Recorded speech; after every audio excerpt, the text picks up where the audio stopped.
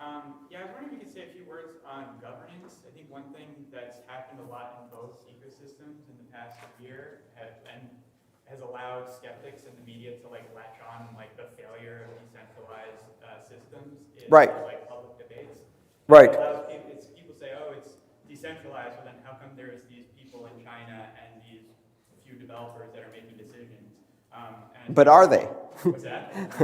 So the question was about governance and the governance problems, and also the fact that governance problems within this space give opportunity to critics to point and laugh, right? Is it really decentralized if there are these? Is it really decentralized or not? Well, decentralized isn't a Boolean. Decentralized is a range. Is it much more decentralized than any other system we've built before? Yes, it is, including its governance.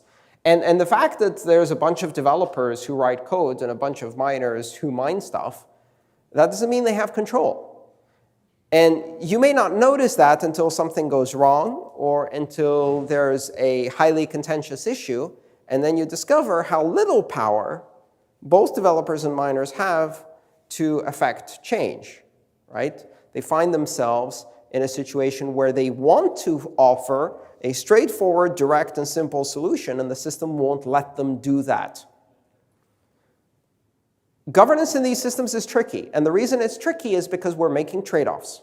And the trade-offs are we don't get simple, easy, and quick solutions. We get liberty, and that's an explicit trade-off. If you want quick, simple, easy solutions, you elect a dictator. The trains will run on time. And if the biggest criticism you can make for the decentralized system is that trains don't run on time, then you're missing the point. Because sometimes the trains run on time, but their destination is a death camp. And the most efficient operation you can build is an efficient operation for killing people. Governance is a tricky thing. Democracy is incredibly inefficient. We practice it anyway because we appreciate the trade-off that it gives us of self-expression, self-determination, freedom of association and religion, consciousness, liberty. Governance in these network-centric systems is a trade-off. It allows us to create systems that are open to innovation and access without permission. It allows us to build systems that exhibit a very large degree of autonomy and censorship resistance. And the price we pay is that our debates are loud, they're messy, and sometimes they don't end. Because there's no one in the room who can say, I've heard everybody's opinion. Thank you so much for participating. Now, what we will do is, right? That's how corporations run.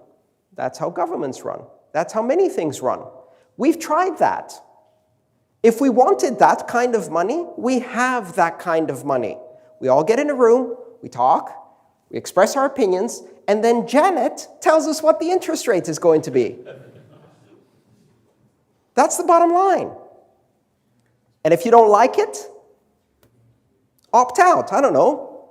Put all your money in crazy magical internet money. The bottom line is, this is not an accident. It's an explicit trade-off. Efficiency is the price we pay to buy liberty. And I will pay that price every time. Because guess what? I can apply engineering optimization to efficiency. And Bitcoin is the first time I've been able to apply engineering optimization to liberty. And that's awesome. And so is Ethereum for the same reason. That is the promise of the open decentralized blockchain. There's still a lead developer, though, that can make final decisions. Not really. They can make limited decisions about what they include in the code, and if you don't like it, you don't run their code. Which lead developer is in charge in any of these systems? Well, you have a lead developer over core, for example, and certainly what happened with Ethereum and the hard fork, right? There was a lead developer that made a final decision and to change their own code. I mean, Gustav was up here just a second ago showing us how the loyalty that the miners were willing to give the lead developer of the Go version of Ethereum was about an hour. And once the price started dropping, they all suddenly became parity fans. In blockchains, you can have opinions, or you can continue to make money. And that's the game theoretical model. And if your opinions get too strong, you stop making money. And then your opinions get very soft indeed. You can say that with currency, though, too, right? If Janet Yellen makes a decision that people don't agree with, you'll go to the renminbi. And, I mean, you certainly have that. You can. Yeah. I can. Ask an Argentinian if they can. Right? So the truth is, for 5% of the population, you, under very limited circumstances, have that option. The other 95% of the population of this planet simply does not have that option.